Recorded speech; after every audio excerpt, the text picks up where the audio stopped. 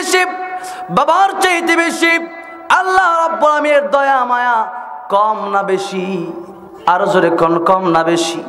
আল্লাহ তুমি দয়ার সাগর রহমানুর রহিম, তোমার দয়াই পূর্ণ আমার সারা নিশিদিন।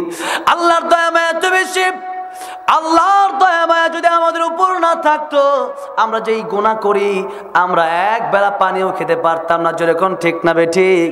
আল্লাহর দয়া মায়া কম না বেশি? আল্লাহর দয়া মায়া এত বেশি, কিয়ামতের কঠিন ময়দানে আল্লাহ রাব্বুল আলামিনকে একজন বান্দা বলবেন, আল্লাহ তোমার না দয়া মায়া বেশি, আল্লাহ তোমার দয়া মায়ের কারণে আজকে আমাকে মাফ করে যাও। আল্লাহ রাব্বুল আলামিন বলবেন, ও বান্দারে, আমার দয়া মায়ের কারণে আজকে তোকে জাহান্নাম থেকে চিরতরে মুক্তি দিয়ে জান্নাতের মেহমান বানিয়ে দিলাম। কোন সুবহানাল্লাহ। এই জন্য আল্লাহর দয়া মায়া তো অবশ্যই বেশি। যার দয়া মায়া বেশি তার রাগটাও তত বড়। জোরে কোন ঠিক না বেঠিক? যার দয়া মায়া যত বেশি তার রাগ উঠলে এরকম রাগ ওঠে বেশি। যারা দেখবেন বেশি ভালোবাসে রাগটা উঠলে একটু বেশি রাগ ওঠে, আর যারা দেখবেন সাধারণ এমনি চলাফেরা করে রাগও বেশি নাই। এই জন্য আল্লাহর দয়া মায়া যেমন বেশি, আল্লাহর রাগটাও বেশি। আল্লাহর সাথে যদি কোনো বান্দা শরীক করে কাউকে, আল্লাহকে ডাকার বদৌলতে যখন অন্য মানুষের কাছে গিয়ে একটা জিনিস চায়, অন্য মানুষের পূজা করে, তখন আল্লাহ কষ্ট পায়, এতটা কষ্ট পায় তখন আল্লাহ রাগ হয়ে যায়। আল্লাহ এক আয়াতে বলেন, ইন্নাল ইনসানা লাকাফুর। আল্লাহ রাব্বুল আলামিন বলেন, দুনিয়ার মানুষেরা তারা বড় অকৃতজ্ঞ। মানুষ কি অকৃতজ্ঞ? কারণ কুকুরকে যখন মালিক একটা হাড্ডি দেয় তখন কুকুর সারাদিন মালিকের পিছনে পিছনে ঘোরে, কিন্তু আল্লাহ রাব্বুল আলামিন মানুষকে সারা জীবন খাবার দেয়, রিজিক দেয়, কিন্তু মানুষ আল্লাহকে না ডাক দিয়ে যখন তার বাবাকে ডাক দেয়, তার মাথায় গিয়ে পীরকে ডাক দেয়, ও পীর বাবা আমার তুমি এটা দাও ওটা দাও, তখন আমার আল্লাহ কষ্ট পায় কি পায় না? এই জন্য শিরিক করা যাবে না। এই জন্য জাহান্নাম থেকে বাঁচার এক নাম্বার পথ হলো শিরিক থেকে বেঁচে থাকতে হবে, নিজে বাঁচতে হবে, নিজে নামাজ পড়তে হবে। আল্লাহ পাক বলেন, ওয়া আহলিকুম নারা। আল্লাহ রাব্বুল আমিন বললেন, তোমরা নিজে বাঁচো আর তোমাদের পরিবারকে আগুন থেকে বাঁচাও। আল্লাহ রাব্বুল আমিন বলেন আগুন, নারা, নার মানে কি? আগুন। আল্লাহ রাব্বুল আমিন কোরআন শরীফের এক জায়গায় বলেন, কুল নারু জাহান্নাম আশাদ্দু হাররা, ডাইরেক্ট জাহান্নাম বলছেন, কিন্তু এই জায়গার ভিতরেই আল্লাহ রাব্বুল আলামিন নার বললেন কেন? কারণ দুনিয়ার আগুনটা আমরা বেশি বুঝি। যেরকম ঠিক না বেঠিক? জাহান্নামের আগুন আমরা দেখছি, দেখি, যদিও বিশ্বনবী রাহমাতুল্লিল আলামিন উনি জান্নাত জাহান্নাম দেখে এসে আমাদেরকে বর্ণনা দিয়েছেন। ওনার কথা আমরা বিশ্বাস করি কি করি না? উনি আমাদের বাবা। বাবা যদি সন্তানকে একটা কথা বলে, এটা কি সন্তান বিশ্বাস করে না? আমাদের বাবাও আমাদেরকে বলেছেন তোমরা বিশ্বাস করো, আমরা বিশ্বাস করি। কিন্তু আল্লাহ রাব্বুল আলামিন এখানে চাইলে জাহান্নাম বলতে পারতেন, কিন্তু নার বললেন কেন? এর কারণ হলো যে মানুষ, দুনিয়ার মানুষ আগুন, আগুন শব্দটা বেশি বোঝে, এর ডাইরেক্ট অর্থই আগুন। কিন্তু আমি জাহান্নাম বললাম কেন? জাহান্নাম বলার কারণ হলো এর পরের অংশে আল্লাহ পাক বলেন, ওয়াকুদুহান নাসু ওয়াল الحجارة عليها ملائكة غلاظ شداد। আল্লাহ রাব্বুল আলামিন বলেন, যে আগুনের ইন্ধন হবে মানুষ এবং পাথর। বলেন তো, মানুষ কি দুনিয়ার কোনো আগুনে কি মানুষকে জ্বালানো হয়? জ্বালানো হয়? দুনিয়ার আগুনে মানুষকে জ্বালানো হয় না। মানুষ কিয়ামতের কঠিন ময়দানে আল্লাহ রাব্বুল আলামিন জাহান্নামে মানুষকে জ্বালাবে এবং পাথরকে জ্বালাবে, যে আগুনের ইন্ধন হবে মানুষ এবং পাথর। এখন দেখেন আল্লাহ পাক আগুন যে বললেন, আমাদের সমাজে যখন নাকি ফজরের সময় হয়ে যায় তখন দেখবেন অনেক বাপে অনেক ছেলেকে ডাক দেয় যে ও ছেলে উঠো, তখন দেখবেন বাপেরা কয় তোমার নামাজে তুমি যাও। যেরকম ঠিক না ঠিক? এরকম অনেক সন্তানেরা বলে। কেন? আপনি যদি এখন বলেন যে জাহান্নামের আগুন জ্বলতে হবে, ছেলে উঠবে না। কিন্তু যদি বাস্তবে একটা বাড়িতে আগুন লেগে যায়, তখন সেই বাড়িতে আগুন লাগলে আপনি যদি ডাক দেন সন্তানদের আগুন লাগছে, তখন উঠবে কি উঠবে না? তখন দেখবেন সেদিন আর মা বলবে না ঘুমাও। অথচ এখন আমাদের মায়েরা আজকে সন্তানদেরকে যখন সকাল হয় উল্টা স্বামীকে বলে সন্তানকে ডাক দেওয়ার দরকার নেই, ঘুমা। যেরকম ঠিক না ঠিক আমাদের সমাজের এই অবস্থা। কিন্তু আল্লাহ রাব্বুল আলামিন বলছেন, ও মা, তোমার বাঁচতে হবে, তুমি একা নামাজ পড়লে হবে না, তোমার সন্তানটাকে নামাজি বানাতে হবে। ও স্বামী, তুমি একা নামাজ পড়লে হবে না, তোমার স্ত্রীকে নামাজ বানাতে হবে। ও চেয়ারম্যান, তুমি একা নামাজ পড়লে হবে না, তোমার ইউনিয়নের সমস্ত লোক কিভাবে নামাজ পড়তে পারে সেই চিন্তা তোমার করতে হবে। ও দেশের প্রেসিডেন্ট, শুধু তুমি একা নামাজ পড়লে হবে না, তোমার দেশের লোক কিভাবে নামাজ হতে পারে সেই চিন্তা তোমার করতে হবে। যেরকম ঠিক না বেঠিক? আজকে আমাদের সমাজের নেতারাই যদি ভালো থাকতো, আজকে আমাদের সমাজ ঠিক হয়ে যেত। যেরকম ঠিক না বেঠিক? আজকে আমাদের আগে তো নেতার সমস্যা, এখন জনগণ ভালো হবে কেমনে? এই যে নেতার আগে ঠিক হতে হবে। কার আগে ঠিক হতে হবে? নেতার ঠিক আগে হতে হবে। এবার আসুন, আজকে যখন মা বাবা সন্তানকে ডাক দেয়, সন্তানগুলো উঠতে চায় না। আমি আপনাদেরকে জিজ্ঞাসা করতে চাই, আপনার বাড়িতে যদি আগুন লাগে, তাহলে কি আপনার সন্তানকে ঘুম পাড়িয়ে রাখবেন? রাখবেন? কেউ রাখবে না। এখন আপনার সন্তানকে তো আপনার দায়িত্ব হলো, যেহেতু আগুন লাগলে আপনি বাঁচানোর চেষ্টা করেন, তাহলে জাহান্নামের আগুন থেকে আপনার বাঁচানোর দরকার আছে না নাই? দরকার আছে। কিন্তু আমরা আজকে আমাদের সন্তানগুলোকে শিক্ষা দিচ্ছি কি শিক্ষা? আমরা আজকে আমাদের সন্তানগুলোকে শিক্ষা দিচ্ছি স্কুল, ইউনিভার্সিটি, এগুলো শিক্ষা দিচ্ছি, কিন্তু কোরআন শিক্ষা দিচ্ছি না।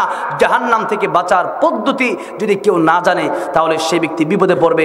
আজকে আমরা অনেকে অনেক জাহান্নামের পদ্ধতি বলতেছে, কিন্তু কোরআনের তাফসিরে, এই আয়াতের তাফসিরে সূরাতুত তাহরিমের 6 নম্বর আয়াত, কু আনফুসাকুম ওয়া আহলিকুম নারা, এর তাফসিরের সমস্ত মুফাসসিরিনে কেরামগণ একমত, জাহান্নাম থেকে যদি বাঁচতে হয়, নিজে দ্বীন শিখতে হবে, নিজের সন্তানগুলোকে দ্বীন শিখাতে হবে।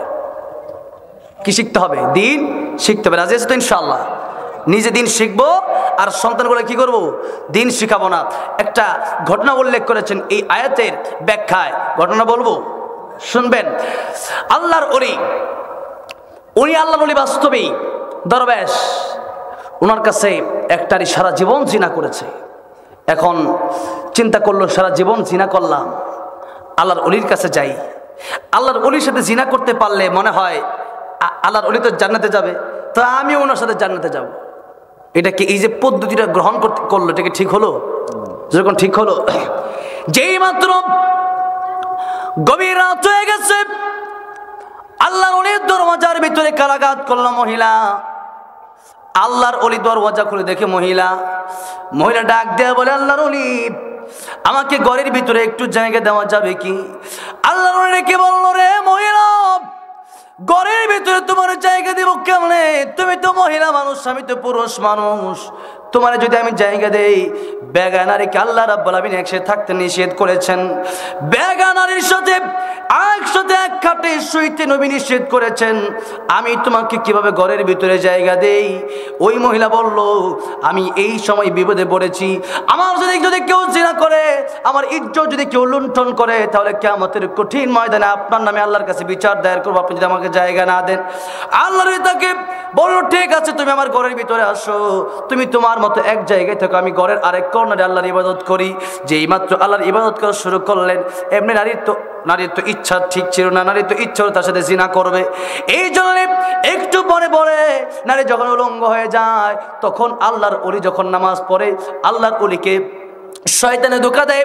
যেই মাত্র শয়তান ধোঁকা দেয়, উনি ইবাদত বাদ দিয়ে এখন আগুন ধরাইছে। কি ধরাইছে? আগুন ধরাইছে। একটা আঙ্গুল একবার দেয়, একটা আঙ্গুল পড়ে যায়।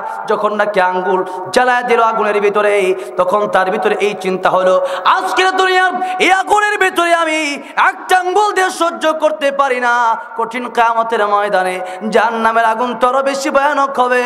ওই জাহান্নামের আগুন থেকে আমি কেমনে বাঁচবো? আজকে যদি আমি এই নারীর সাথে জিনা করি, কঠিন কিয়ামতের ময়দানে জাহান্নামের আগুনে জ্বলার ক্ষমতা আমার নাই। এই জন্য আবার ইবাদত শুরু করে দিল। আবার যখন নারী তার সামনে আসে, তখন আবার আরেকটা আঙ্গুল আগুনের ভিতরে দিয়ে আবার আঙ্গুলটা জ্বালায় দিল।